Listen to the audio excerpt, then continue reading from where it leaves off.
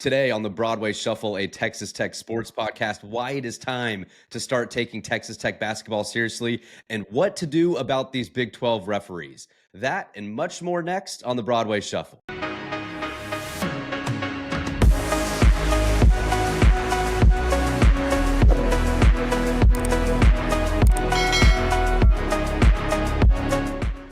All right, welcome to episode 49 of the Broadway Shuffle with Clayton, Conrad, and Zyler. I'm Brennan, and wherever you are and however you may be listening, we are glad you are here. If you're listening on Spotify or Apple, we appreciate you following along there too, but we would love for you to check out our YouTube and like this video and subscribe to our channel. Roughly 53% of people watching this do not subscribe, so hit that subscribe button and help us grow. That would be great. So, gentlemen, what a game we get to recap today. Texas Tech with what I think is the grittiest win of all time in your program with an overtime victory against the Houston Cougars. We'll get into that. But I think we got to start this with obviously the biggest news from that game outside of the win, which are three gentlemen by the name of Bert Smith, Justin Chamion, and Tyler Kumpf, I think. If you don't know who those guys are, those are the three referees from the game yesterday that made almost a bigger impact on the game than anybody else.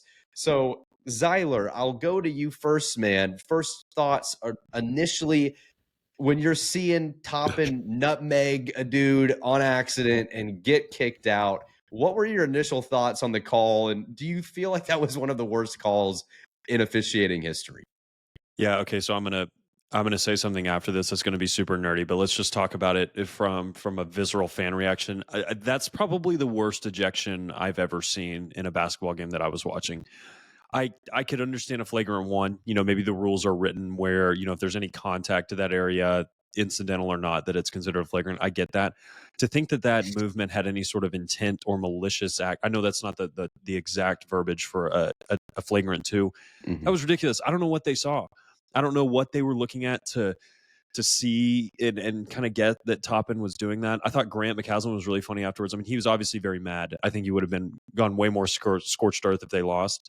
But when they asked Grant, well, why did you get thrown out? And he's like, oh, well, I should have gotten thrown out. I know exactly why that I was ejected from the game. But he was heartbroken for Toppin, man. I don't, that's a huge opportunity. Ranked matchup on the road. That's a money-making game for you as a player. That's where you get to show NBA scouts, like, listen, against this awesome defense, I can put up 25 and 15. And I feel bad for the kid.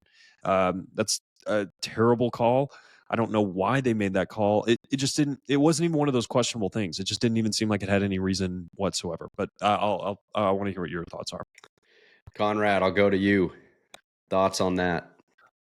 Yeah, that had to have been without question the worst call I think I can ever remember watching in a basketball game. I mean, to think that was intentional in any way. I mean, you're turning, you've got your body's turning, you're trying to throw a pass across the court.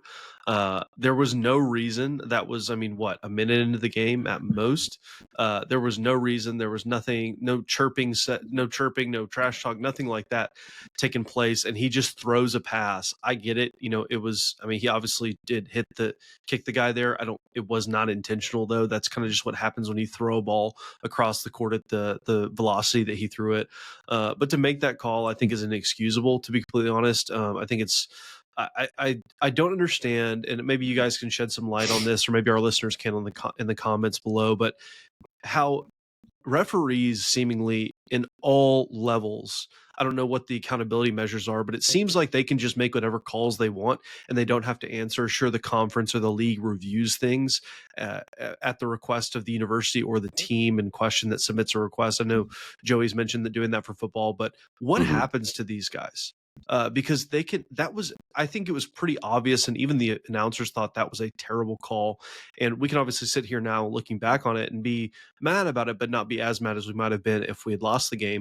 And so what happens to these guys who just make calls that are that bad? And you'd think with three guys like that you would have someone with a voice of reason to say, that's not it. You can't throw the guy out for that. Like you can't.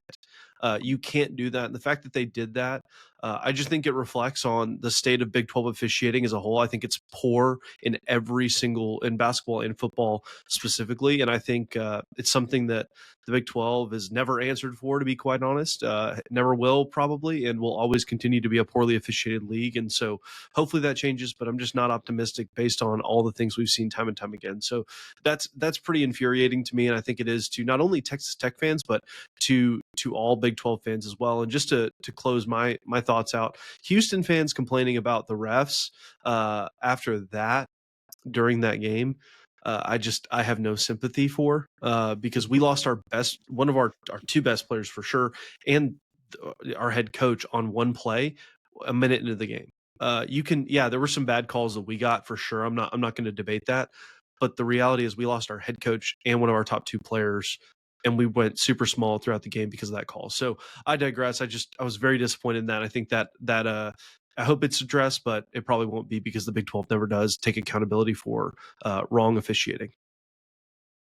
Yeah, Clay, do you know? I mean, do you know, like, there's no, in the NBA and NFL, you have an officiating report, and they'll come out and say they got this wrong, they got this wrong. In college, it doesn't seem like that happens. I know Kirby came out with a statement, said he, reached out to Yormark about the officiating and doing something about it, but it's like you never hear, well, what was actually done about it? What do you think should be done? Should these officials be suspended when something like that happens? And I mean, or is it just like slap on the wrist and move on to the next game and get it right next time?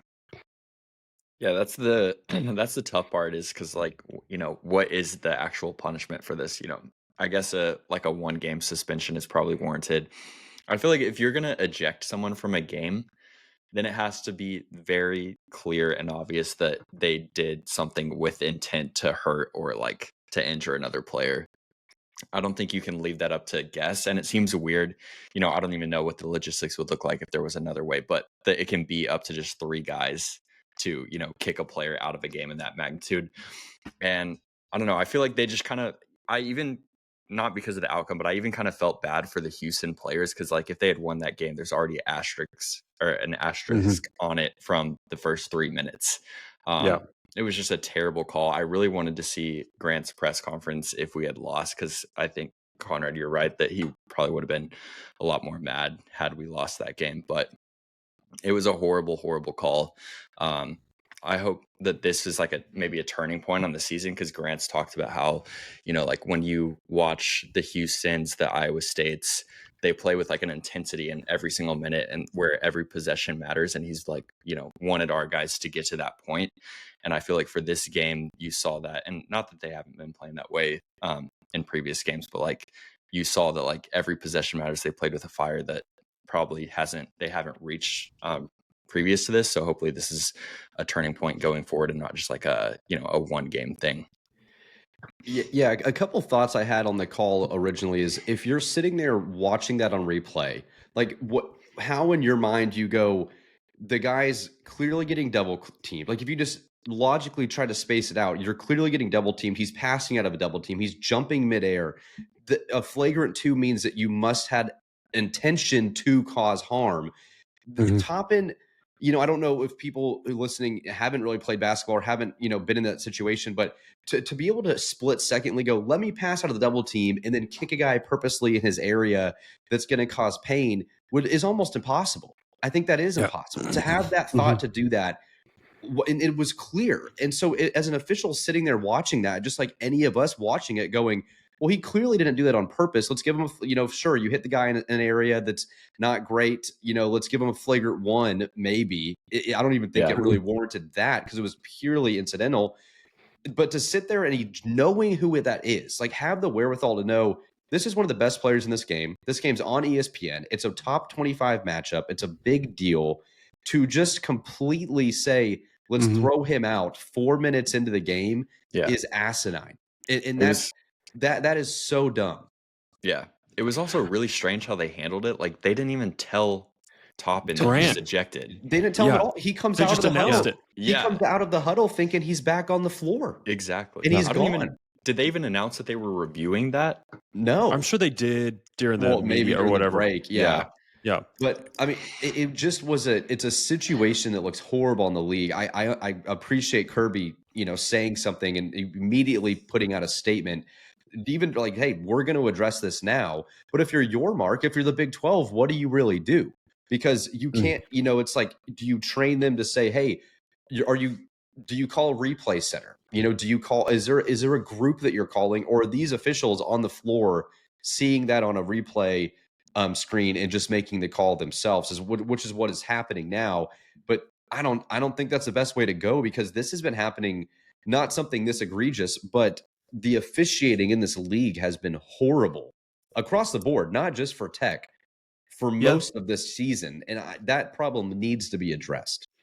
Okay, I'll push back. So I think Bert Smith, the head official, he has ref some. He was your ref in the Cincinnati game. He was your ref in the BYU game. I thought those games were really well called. Those are some of my favorite games I've watched all year. The other thing, there are ref grades. You can look on KenPom. You can see it doesn't evaluate scores, but that Justin Chamion guy, that's the first Big 12 game he's had to do. And so since you expanded to, 16 teams, you've got to add a bunch of refs. I generally think, when I watch other leagues, I think Big 12 officiating is better than, let's say, Big 10 officiating, and it's definitely better than ACC officiating. Officiating is kind of a thankless job. Nobody ever says, man, dude, so glad we had those refs tonight. They did a bang-up job. Really, you get thanked when nobody talks about you. So it's tough. I mean, those guys work every day. That crew flew to Belmont today. They're reffing another game, and you work pretty much nonstop. I don't think it excuses that. And the other thing I'll say, I thought you got an incredibly favorable whistle after that happened. Like the Jawan Roberts technical, basically every 50-50 ball that went out of bounds was yours. They gave you a ton of call. Like, you shot 34 free throws, and that never happens against Houston. So I did think they tried to help you out a little bit afterwards. I don't think if Grant gets to choose 30 free throws or have JT Toppin, he's going to take, I'd love to be in the game and have Toppin. But I did think they helped you afterwards, because I do think they know they effed that up. Yeah. I want to comment on the fans as well that Conrad brought up. I saw some fans on Twitter talking about the free throw disparity. I literally cannot imagine if the roles were reversed and that game was in Lubbock, and like LJ Cryer and Kelvin Sampson got ejected 3 minutes, and going on Twitter and complaining about the free throw disparity. That's insane to me. Yeah, and Houston plays so, like, that is a great team. Nothing about that game made me think Houston is not great. Yeah. They play such a physical and aggressive brand of defense. You could just tell, like, they play really good defense. Mm-hmm. It is hard-nosed. They make everything tough. You're going to have to, they're not going to give you easy buckets. I can't think of a single bucket outside of the EY dunk in transition where it's like, oh yeah, that was an easy bucket. They just don't give you anything. They give you nothing. You got to make tough shots against them. Well, and Zyler, I agree with you that you can right now what we're doing is we're hyper focusing on one play, and I don't think that's necessarily ever a good thing to do when evaluating a coach, a player, or in this case a ref. But when a play has that impact on a game, or could have had that impact on a game, if it had a huge impact regardless of the way you look at it, with the calls that came afterwards, and then with not having your coach and your one of your top two players. It's just the problem is that call even happened in the first place. And I think that's my contention with the whole deal. And it would be extremely expensive to have a replay center, but just having maybe 2 or 3 guys outside of the actual arena that were looking at it from a place that's not super loud and there's not a bunch of emotion going on, maybe that would help, because when you're making those decisions that of that magnitude that early on in games, especially a game like this, I mean that just has serious consequences for not only the outcome of that game but also Big 12 standings, and then the tournament as well. Sure. So that's my contention with it.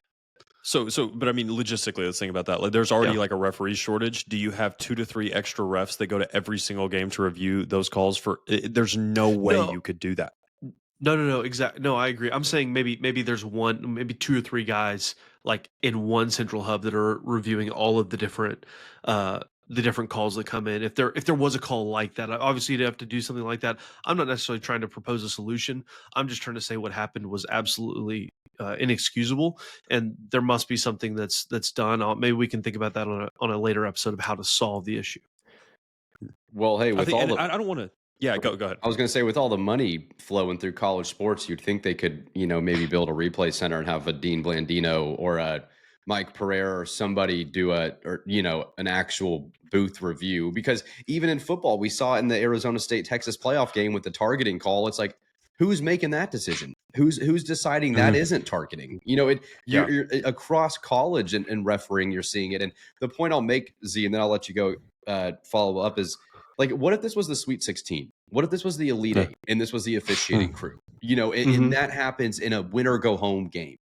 And that's is March Madness. Do they have a replay center, No. like a review center? No. And so the problem to me is that the officials should make that call. That's the solution, is don't make a dumb call. Right. But like a call like that in that situation, it's not like you missed, a putback, like Chance in the second half had that putback layup that he clearly got hit on, wasn't called. It's not like a missed call. It was like you got to sit in front of a camera, in front of a screen, look at it, review it, and still think, no, sorry, like that's a flagrant 2. We kicked him in the men area, and he's gone. I just don't.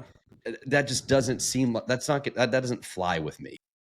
Yeah, no, I get it. And, I think we've probably spent too much time on the officiating, but I think I agree with all of your points. I think, the more impressive, and honestly, is you were able to find a way to win without topping an Overton they had not lost a Big 12 game. Like, how crazy is that for you to pull that off? I mean, just incredible, like a monumental. I mean, that's got to be the best win for anybody all season. Like, I think that's the best resume win anybody has. Anyone across the country. Yeah. Agreed. And let's transition into the game now. I know we got our venting on the officials. Let's go into what I think is, honestly, unless you want to count a tournament game, let's go regular season for my point here. Probably the greatest win in program history, considering everything you had to do. Clayton, how was Texas Tech able to get it done? Dude, I mean, literally every single person I thought played, one of their best games of the season. I feel like Federico struggled at times, but his plus minus on the game was like +8. But like, Hawkins hit some big shots. He had all of his threes were extremely deep, except for the crossover that he shook those two guys. Chance played incredible. He hit some clutch shots. Obviously had the 2 clutch free throws. Darion played really well. I thought it was, honestly, once Darion fouled out, I thought we might be done at that point, like having to go basically a full overtime period without him when we were already down Overton, and Toppin was going to be extremely tough. But yeah, I mean, pretty much every single person that you needed to step up stepped up, and you had some guys play big minutes. I know we had Chance, and I think Hawkins also played over 40 minutes, which you pretty much needed to happen when you were down 2 players from the get-go. Yeah. Chance and Elijah were both over 42 minutes. It's crazy. Yeah. Conrad, we had a Kool-Aid flavor for football season. You read my mind. Yeah, where are we going here? Is there a flavor of this victory for Texas Tech? Well, we were already in the production conversations about bringing this flavor back, but didn't want to announce it too early because of some maybe not optimistic thoughts that we had about this game on last week's show. But it is my pleasure to announce that there is a re-released edition of Cougar Juice that will be available to you all on Monday morning when you are listening to this. Cougar Juice 2.0. It did not work the first time against the Washington State Cougars.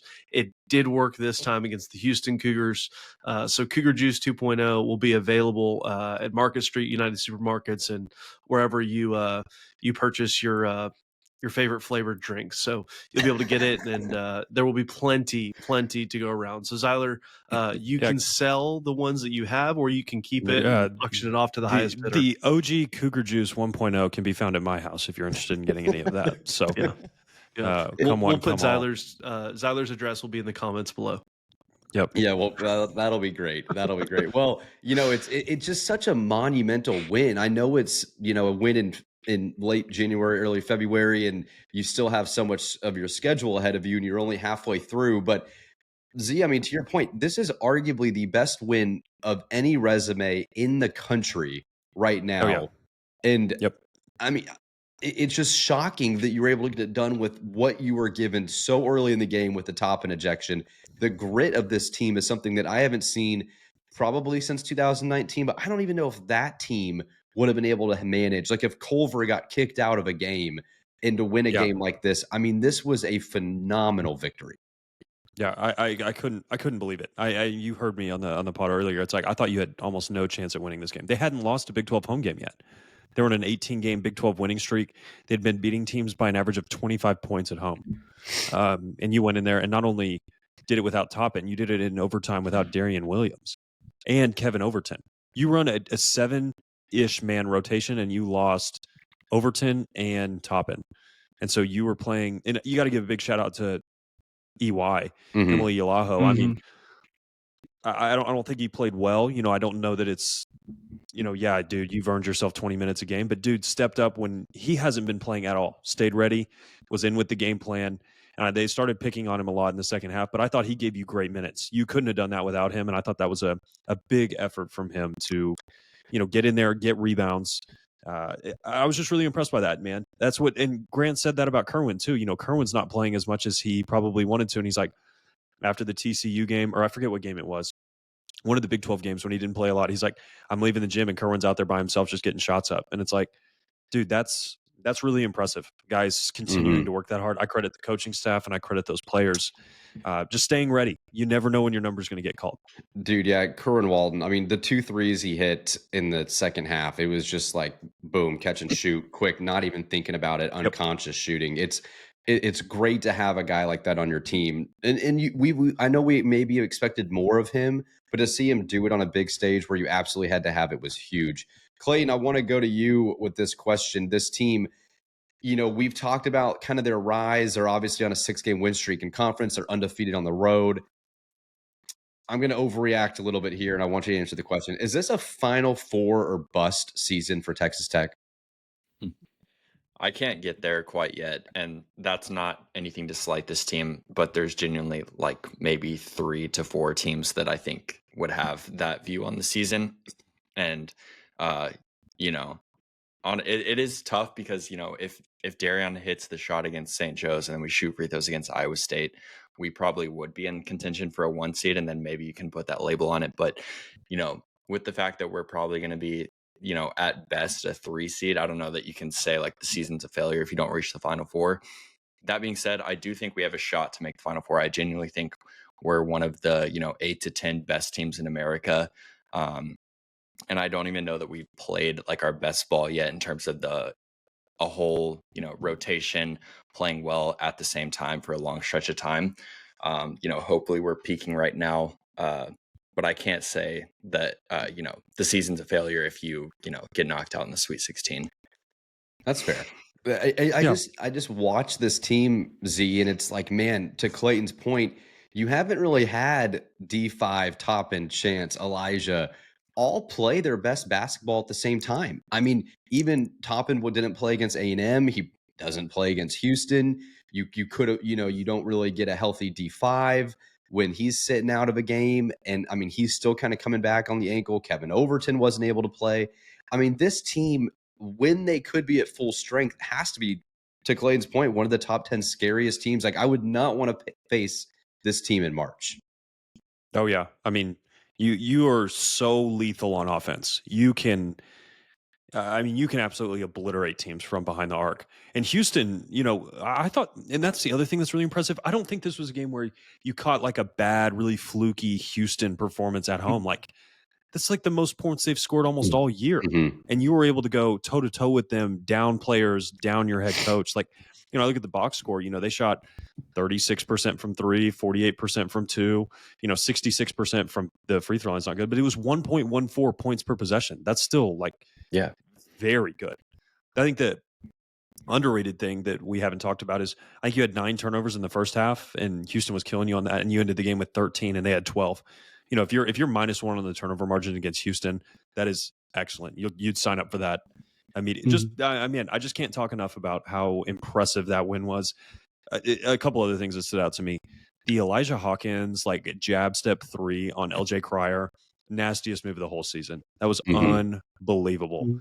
And the funnier thing is Elijah definitely doesn't think that shot's going in. Like, he shoots it and then he like sprints into the paint. But that was incredible. And then Darion hitting a clutch shot, that had to feel so good for D5 after, you know, he felt like he missed the Iowa State one. You felt like he missed the St. Joe's one. Like, good for D5 hitting a clutch shot in a clutch moment. Unreal win. Also, just unbelievable. Great call by you, Zyler. Last episode, you said you'd have to shoot 40% from 3 to win, and we shot exactly 40%, 1 by 1. So Good call. You got to do it. It's like Dude. we know. It's like we know what we're talking Yeah. about, Conrad. And they finally called a travel on Jawan Roberts with his little back down. Yeah. He travels on that all the time. And it's good. Like, he's great at that. But it is funny that team has so many killers. Like, they have that 5-star Terrence Arsenault. They have LJ Crier. They have Milos Uzam. They're like, when it's nut cutting time, we're going Jawan Roberts back to the basket, left hand, like, pray we get fouled. Like, it's weird, but it works. Yeah. Conrad, go ahead. Yeah, somebody said in the comments of the last episode that I seemed very apathetic towards the basketball team, the basketball season. I would just like to put it on record for all of our listeners that is not true. If you watched me watch this game, you would know that I am very much into basketball. Yes, football is my first love, but this basketball team, this basketball program sure does make it easy to get into every single game. And obviously it's a Texas Tech team, so we're all pulling for them, and it's exciting to see what this team could be. I mean, I still, like you guys have alluded to, we have not reached our full potential. I mean, there is still room to go. And, thinking about the rest of the season and what it could be for us, I mean, you don't want to dream too much. You want to take it one game at a time. But, you beat Baylor on Tuesday night. You keep winning games and stringing victories together. You never know what can happen. And I don't know what y'all's thoughts are on what our chances are now in the Big 12 race, but would love to hear, Brennan, what you think first about our chances to potentially hoist the Big 12 trophy this year. Well, what this win did is get you now a game back from Houston with the tiebreaker. You get Houston again at home, but you've got to go 2-0 this week, I think, to really have a chance, because you got to beat Baylor at home, and then you go at Arizona at 9:00 at night. Football team did pretty well with that scenario. We'll find out what happens with the basketball team, but you got to go 2-0 against Arizona, because they right now still only have one loss after beating Arizona State at or that was on the road, I think. And so they won by 9 at Arizona State. And so I think if you go 2-0 this week, you have a very real chance, because you still get Oklahoma State again, you get TCU, you get Colorado, you get Arizona State. There's a lot of games still on your schedule that you'll be heavily favored in. So a 2-0 week this week, I think, puts you right there in the top 2 with Houston, because once Baylor beat Kansas, Kansas has 4 losses, Baylor has 4 losses. So you beat Baylor, you pretty much kind of knock them out of catching you, most likely. And so you're kind of ticking off teams, especially if you go 2-0 against Arizona. You'd have the tiebreaker there. So, yeah, man, I mean, after, going 2-2 with the loss to UCF and Iowa State at home, I was like, man, there's no way. I mean, you'd be happy to kind of go 12-8 now. You'd have to kind of go 12-6 to finish. But now you're 8-2, and you're third in the conference with some tiebreakers now that Iowa State's dropped a couple games in conference as well after their blowout loss to Kansas State. So if you go 2-0 this week, I mean, the Baylor game, man, I wish I was in the USA on Tuesday night. That's all I got to say. I mean, that place is going to be rocking, especially after this win, man. We were there for the Arizona game a couple weeks ago, and I wish I was there on Tuesday, because that I know we're going to show up ready to go. And I think this is going to be a motivated bunch. I'm not expecting a hangover from the Houston win, especially after what Toppin. I bet Toppin's going to come out and drop like 25 and 12. So I expect a big night on Tuesday. Yeah, I don't want to throw cold water on anything, because that win does an important thing. You do control your own destiny. You can go beat Houston. If you win out, you will win the Big 12. So if you can do that, when I look at the Bart Torvik pages when they project records, Houston after that loss is now only projected to win the conference by 3 games. They're still projected to go 18-2, which you're projected to go 15-5. Which, man, I would sign up for right now. You'd hear no complaints from me if we go 15-5. But they're just such a good team. They're going to be tough to catch, but man, that it's, you've put yourself in position. Now you got to capitalize. Those games, can you, winning those big ones is huge, but can you win the home game against Baylor? Can you win on the road at TCU? Can you win on the road at Arizona State? Games like that, that's where the conference race is decided, is those games where you have a 70% chance of winning. Can you make sure that you pull those out? So we'll see. But you're in position to be in position, and you're 8-1 since you lost to UCF at home, with one of those losses being an overtime loss to Iowa State, which, oddly enough, if they would have lost that game, they'd be 5-5 in Big 12 play, which is crazy to think about. That is crazy. Wild. Yep. So, Zyler, we are safely in the tournament now, you would say, correct? Oh, yeah. I think you're probably, if the tournament started today, I think you would be, maybe the top 5 seed, or one of the, maybe the back half of the 4 seed line. So you have incredibly strong predictive metrics. You know, you are playing like a top 2 team or like you're playing like a 2 seed. You have the resume of like a 4 seed. So a resume of probably a 5 seed. And so that balances out and meets at the 4. But these 2 games this week, I mean, especially the Baylor game, if you are able to go 2-0, you're talking 3 seed, potential 2 seed if you're coming out of this week 2-0. I mean, a road win at Arizona would be almost as impressive, you know, on the metrics as the Houston win. I mean, it'd be a huge win. Yeah. Brennan, you had an interesting question, you know, for you guys, and I know maybe we're prisoner of the moment. You know, for me, that's the most impressive regular season win I've ever seen a Texas Tech team do. The only one that came to mind was when you were such a no-name and you beat Kansas in Fog Allen. That was the only other one I thought about. But did y'all have other games you thought like, man, that was incredibly impressive as a regular season win? The other one that came to mind to me was I think it was 2022 whenever we were missing a bunch of guys and we beat Baylor at Baylor after we had just gone toe-to-toe with Iowa State. And we had like 6 players. That is an incredible callback. I completely forgot about that. That was the Adonis Arms dunk on special. Yeah. Well, you know, also another, I would say this was definitely the most impressive for me given the circumstances. But just to while we're going down memory lane for a second, I would probably say that obviously you got to mention it again. The Chris Beard return to Lubbock, that was a great regular season win.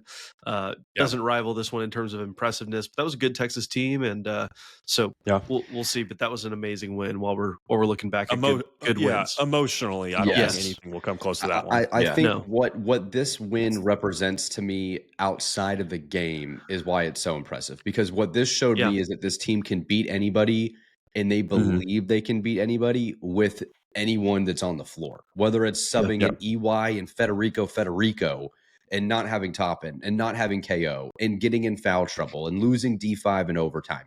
Like the grittiness of this win cannot be understated. And that's why I think this has to be the best one in my mind. And I mean, I don't have a great memory, but at least in the last decade for what Houston was as well, how you were able to knock them off, to me, is the best regular season win in the history of the program.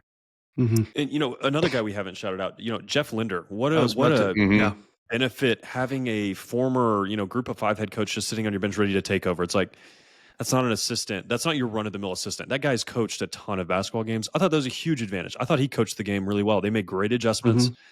You know, he ran the offense at the end. It was just like, hey, we're not going to run sets. We're going to go ISO. We're going to get Chance on somebody, or we're going to get Christian on somebody. And like, good luck trying to stop it. Because you don't have Darian. And it's like, this is what we're going to do. I thought he did a great job. And that's just such another, you know, to look back at, you know, the guy running this whole thing and Coach McCaslin. I mean, just another, you know, big tip of the cap to him, hiring a guy like Linder, but also the culture that he's built with this team. I mean, it's not easy in college basketball nowadays with the transfer portal and different things like that to get a team to gel. And you're seeing this team gel, and you're seeing the culture there that I think he wants to instill and he wants to build. And you're reaping the benefits of what he's created. And it's just really exciting to see what this team already is now. But as we start to dream what it could be come the end of March, beginning of early April. Man. It's going to be awesome, and I can't wait to see what happens this week, especially Tuesday night in the USA. I'm pumped. So some quick news and notes from around the Big 12 as we segue out of the Houston victory and look ahead is Baylor did have a huge comeback win. They were down, I think, 19 at half, end up coming back and beating Kansas in the second half at home, which was a huge win for them. They were kind of falling off a little bit there at 13-7 before that win, so that was a key win for them. And then, as I mentioned, Kansas State with a huge, surprising upset at Iowa State. They just dominated the Cyclones in Iowa, which was a crazy win. And then Arizona and Arizona State had a scuffle there at the end of the game, which was pretty interesting. If you haven't seen the highlights, there was a headbutt involved, and Bobby Hurley getting his guys off of the floor a little early as well, but Arizona finds a way to get another victory. You are still their only loss in conference. So that is a huge game next Saturday in Tucson for the Red Raiders. So be ready for that as well. We'll be back on Thursday to kind of preview that as well too. But man, the Big 12, I know it's a little down year, which has been interesting in terms of overall metrics. It's not like you're the SEC in terms of rankings, but anyone can still beat anyone. There's still a lot of talent. I think that was proven over the weekend, and honestly across all of college basketball with some games that happened as well, like Arkansas beating Kentucky. So college basketball full of surprises. It'll be a fun month of February and March getting into the Big 12 tournament as well. All right, well, now it's time to transition to our very first Ocelot Capital Guest of the Week interview with none other than our college football playoff bracket challenge winner, Hanson Brown. Hanson, welcome to the Broadway Shuffle, man. How are you doing? I'm doing good, guys. Thanks for having me on. Well, dude, we're so thrilled to have you, and congratulations on winning the just amazing prize of being able to join the Broadway Shuffle for your intelligence when it comes to bracket challenges and bracket pick'em. So you obviously picked the Buckeyes. You had a gut feeling, I guess. I mean, share your wealth of knowledge with our audience on how you were able to pull off the victory at the bracket challenge. Oh, yeah, man. I think it really just came down to picking the winner for me, and I just knew Ohio State was going to win. I felt like the 2 losses in the regular season were flukes. And, obviously that first round that they had against Oregon, they just kind of beat them up pretty bad. And all the other games was pretty much kind of a toss-up for me except for UT. I'm pretty sure I'd bet UT to lose all the games. So that's pretty much it. Nice, man. When you say you bet on them to lose all the games, we talking real money wagering, or was that just kind of like? Absolutely not. Okay. Absolutely not. Right. I mean, y'all know better than anybody that you don't really want to put money on UT losing, but you always want them to. Yeah. There's enough moral capital invested that you don't actually have to wager your hard-earned dollars. Yeah, very nice. True. Well, good, man. So, we just want to say thanks for checking out the show. We're glad to have one of our fans on. It's humbling for us to be able to experience that. But tell us a little bit about your Texas Tech journey. When did you become a Texas Tech fan? I know you graduated from there, but when was your first kind of true fan moment as a Texas Tech Red Raider? Yeah. So my brother went to Tech from 2012 to 2016. And so I was really young then, but it was just kind of a UT fan because I'm from Central Texas my whole life. And so it was like parents weren't into college sports. And as soon as my brother went to Tech, it was just nothing but Tech. Nice. And I feel like my first big experience was probably that Baker versus Pat game in 2016. Nice.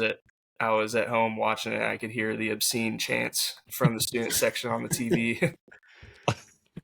You said, "Man, I got to go to that school." Yeah, pretty much. Yeah, I was like, "Yep, that's where I'm going." Well, one of the hallmarks of being a Tech fan is having your heart, broken repeatedly. What's the most disappointing moment you've had as a sports fan so far? I mean, if you started in 2016, I guess maybe you missed some of the really bad stuff, but there's still plenty to go around from that point on. Talk to us about maybe the saddest you've ever been as a Tech fan. Oh, immediate. Either the 2019 national championship, that was brutal, of course, and then in 2020 when we were up 3 scores against UT with 3 minutes left, and Alan Bowman did the horns down, and we ended up losing that game. I was front row right behind the UT bench, and that was oh man, that was pathetic. That's brutal, dude. That was a heartbreaker. That's terrible. Well, I mean that game, that Alan, that may have been one of the, even though we lost, that may have been one of the peak moments of Alan's career because it pretty much went all downhill after he left Texas Tech. To follow up on the sad moment and maybe transition to something a little bit happier, what's the best moment of being a Tech fan that you can remember? There are a lot of them. They're probably more heartbreaking ones, but what's the best moment that you can remember from being a Texas Tech fan, or your favorite moment? Yeah, I would probably have to go back to a UT game. First game, Chris Beard coming back. I think it was on a Tuesday night, and I camped out starting Sunday afternoon, and I barely got in. But that was probably the most insane environment I've ever been a part of, and that one's with me forever for sure. Very cool. That's awesome, man. I wish I was at that game. I wish I was a student. Who's your all-time favorite Texas Tech athlete? I would probably have to say Matt Mooney. Nice. Good choice. That's a good answer. That dude, it was just kind of one of those things where, that team was just full of fifth-year seniors. They're just full of a lot of leaders. And he was just kind of above them all, in my opinion. especially when it came down to the game against Michigan State. Oh yeah. He was just on a heater that second half, and that was awesome to watch. And I feel like for me, in terms of basketball, you always need one player that's going to go get a bucket. You can just put the ball in his hands and he's going to go get one. Chance is that for us right now, and Darion. And I think Mac McClung was the last one we've really had. And then before that, I think Matt Mooney in that run was him. And so I have to say Matt Mooney. Hanson, I got a few follow-ups for you. You said you were camping out for that UT game. Talk to us a little bit about what that environment was like. I know my youngest brother, and we can get into that in a little bit. But what was the environment like when you guys were camping out? I heard it was quite the atmosphere. It was rowdy, to say the least. It was that rec field right next to the arena. It was basically just a giant line going up and down that field, and it wrapped all the way down to the dorms basically. And it was just people camping out like crazy. And one moment I will say with your brother, we were towards the front of the line, and him and a couple of other dudes we knew had a horns down flag. And they basically led a riot down the line all the way, and we had a fire going, and they let a whole riot down. And I mean, there had to be like a couple hundred people just surrounding this fire, and then they burned the flag, and Rowdy Red was right there too. So that was an experience for sure, just right outside of our tent. Were you sleeping at this time, wondering what in the world was going on, or were you awake and partaking? Oh, I don't think any sleep was had during those couple of days before the game. I remember my mom, so True, if you know True, I love him. I would say for him, academics were secondary when it came to the college, portion of things, which, there's, college, there's a lot of different things you can do there. And I remember him telling my mom, like, yeah, I'm getting all my school done. I'm getting all my stuff done. And then he was on a KCBD interview, and he said, I've been here for a week and I haven't done a single ounce of school. My mom sent him the interview, and she was like, what is this? He's like, you just got to stay stuff. And I was like, oh, well, who knows what the actual truth was. But that's really fun. That's one of my favorite memories as a Tech fan too, was that game. It was definitely juiced up. I saw some commentators last night, when Arkansas visited Rupp and Coach Calipari came back, they're expecting a really rowdy environment. And they're like, man, this wasn't even close to the Texas Tech game a couple years back. And it still lives on in the college basketball fans' mind. So very fun stuff. Mm-hmm. For sure. Hanson, we, like I said, we appreciate you listening. So obviously we like being held accountable here as well in the Broadway Shuffle. Do you know of a worst take from any of the four of us? Like something you've listened to and be like, man, Brennan is so dumb. Like, do you have a recollection of any takes that we've had so far this year where you're like, that just makes no sense? So I think, Hey, easy. Don't go so fast, man. He's ready for this question. So I don't keep track of all the takes all the time. But one recently, as we've been kind of talking about Patrick Mahomes recently, I think I've kind of heard the GOAT conversation come up pretty recently. And I acknowledge that he, can be in that category. I don't think he's close. Okay. Wow. Thank you, Hanson. Yeah, well, I think he's great, but don't think he's Tom Brady yet. Well, Hanson, we've enjoyed having you on the show. Thanks for coming on. That's totally fair. I understand that is a bold take, but one I'm willing to stand by. But I can see where you're coming from for sure. So yeah, so that would be Conrad's take then, Yeah. which means Yes. So just so we're keeping everyone accountable here, that would be the Kool-Aid man having the worst take of the year, that Pat is already the GOAT, I guess. So well, and we'll be sitting here. Hanson will be listening. It'll be 2020 or 2035.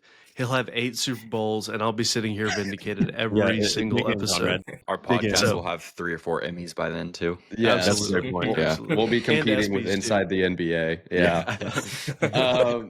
That's awesome, man. Hanson, that's so fun, dude. Yeah, it's a lot of fun. You never know, we do this live. We never know what we're going to say. We don't really prep our opinions, obviously, before the show. So thanks for keeping us accountable on some things that, we probably shouldn't say on the air. Like, I don't know, Patrick Mahomes being the GOAT. So, all right, who's next? I know we're trying to rapid fire. I know, Z, you've got a question. Or sorry, Conrad, go ahead. Well, I was going to go. You talked about Hanson. You talked about Matt Mooney being your favorite Texas Tech athlete. Who is your least favorite Texas Tech athlete of all time? Ooh. Man, there's quite a few that we've been through. You can say. I mean, if you want to say coach too, that's okay. No, I don't know could be about Tommy coach. Tuberville. Maybe Matt Wells is in that category, but I would probably have to say Alan Bowman. Oh man, That's a great choice. You know, like I think he came in like 2018 or so, Mm-hmm. and he had I think a decent freshman season or a pretty good freshman season, and then it was just all downhill. And it was really just if you want a clutch quarterback, you don't want him. And I just remember when he posted like the farewell post, he's going to Michigan or whatever, going the transfer portal. I felt bad because all the comments were just like, "Thank you," and I remember I ran into him at Crunch like 2 days later. Like he wasn't allowed in the football facility or anything. tough. And so yeah, I'd have to pick Alan Bowman. Okay, man. Okay, so we've got two questions that we've been hotly debating, and I'd love to hear your opinions. We talk a lot about the quarterback situation going into next year. Will Hammond, Baron Morton. I'm not going to add any other context. Who do you think's trotting out there QB1 September 1st? Baron Morton, 100%. Okay, you're a Baron guy. Yeah. Well, so I don't think he's that upper echelon, type of quarterback. I don't think he's going to be, he doesn't have the arm talent like Patrick Mahomes does. But I still think he's more than capable of being a Power 5 or Power 4 starting quarterback and a good upper tier of them. Okay, I got two follow-ups for you. Record prediction for next year right now. I know there's a lot's going to change. Guys are going to transfer, things are going to happen. What's our football record next year? So I think you win all the pre-conference games. Now, yeah, could we've thought that like 5 years we in a know row. how it is. Very well could not be true. But I think we win all those, and then I think we do well, but I think we do have like at least 2 losses. So I'm going to say like best case scenario is like 10-2. Okay. And then finally, we've been arguing this. Who is the best basketball player on our roster right now? Ooh, I think it's D5. Okay. I think he has the all-around game, and Chance can shoot it and he can take it, but he can't back a dude down and be physical on defense like Darion did. I think he was the reason we won last night. Even though he fouled out, I think he was the difference maker. So yeah, they give you 5 fouls for a reason, man. You got to use them all. Mm-hmm. It's a great answer. Those are my questions. I had to make sure Hanson answered tonight. Yeah, good answers. Hanson, let's end with a couple Lubbock questions. One particular that I want to ask is, what is your favorite restaurant in Lubbock? Oh man, I've a little bit biased because most college kids don't get to go. But I got to go on a dinner at Las Brisas, Nice. fully paid, and that's easily number one for me. I know a lot of college kids can't go, but mine was paid for by some other, like it was like a meeting, and I was able to get that paid for. But most college kids obviously can't afford it, so maybe don't have an opinion on it. But I would definitely say that. That's awesome. That's a good one. Yeah. Favorite coffee shop in Lubbock? I wasn't a big coffee guy. Good for you. I liked going to J&B, not getting anything at J&B though. The place that I would go to is Sugar Plums. Yeah, that's where all the girls go, right, Hanson? Of course. There we go. Hey, one of our segments. Oh, sorry. What are you gonna say, Z? Yeah, No, Clay. My bad. One of our segments that we have is the Tom Tuberville of the week, which is the biggest fraud of the week. Who would be your choice for Tommy Tuberville of the year? Man, I would have to say whoever predicted the Big 12 standings for football. Okay. I think that they dropped the ball pretty hard. That's a good one. This past year. I mean, y'all know the sayings. They picked Arizona State to be last, and they ended up being first, Mm-hmm. and picked Utah and Oklahoma State to be at the top, and they were the bottom teams. So I would And say Kansas. whoever did those predictions was definitely Tommy Tuberville of the year, because they are frauds. That's actually a really good one. I thought That's you a were great one. I thought Alan Bowman was Yeah, I maybe thought you were going to repeat Alan Bowman. but that's actually really clever. I didn't even roast the media members for that. So well done there. Yeah, there were lots of them too, and yeah, you can't forget Kansas. We're ultimate Kansas haters on this podcast, so don't leave out Jalen Daniels. So man, that's awesome. Well, Hanson, thanks so much, dude, for being on. Thank you for being a part of the college football pick'em as well too. That was a ton of fun, and congratulations on winning the ultimate prize of being our first guest on our show. Mid episode. So we look forward to having many more on, and appreciate you checking out the show. And we'll hopefully have you on again, maybe for the March Madness Pick'em Challenge. So you can show your wealth of knowledge here in a month as well. And we might have you back on the show. So anything you want to say closing the show, man, to the shufflers of the Broadway Shuffle, anything you want to close out to your interview with? Nothing much, but one thing I want to put out there is, so I'm a diehard Spurs fan, and next year Spurs are going to be better than the Mavericks. All I got to say. Two big trades went down this weekend, and Spurs definitely did the better ones. So. Nice. You're not a debate. You're I can't probably disagree right. with you there. Yeah, Yeah. I can't. No disagreement here, man. Well, Hanson, we appreciate it. Go Spurs for you, dude, and have a great day. And we'll see you next time on the Broadway Shuffle, man. Be safe. All right, I thanks, appreciate Nathan. it. All right, Z. Well, do you want to close this out with some tech trivia? Yep, I got you. I talked a little bit earlier about a guy that stepped up for you in that game, and I thought that was EY or Emily Yalaho. He played a ton of minutes for you. He had 22 minutes in that game, which is a massive amount. That's more than he's played in a long time. Do you know off the top of your head how many minutes he has played in Big 12 play before the Houston game This year? this year? 0? I'm going to say 4. I'm going to Conrad? say 0. I don't think I've seen him on the floor. I'm gonna go 3.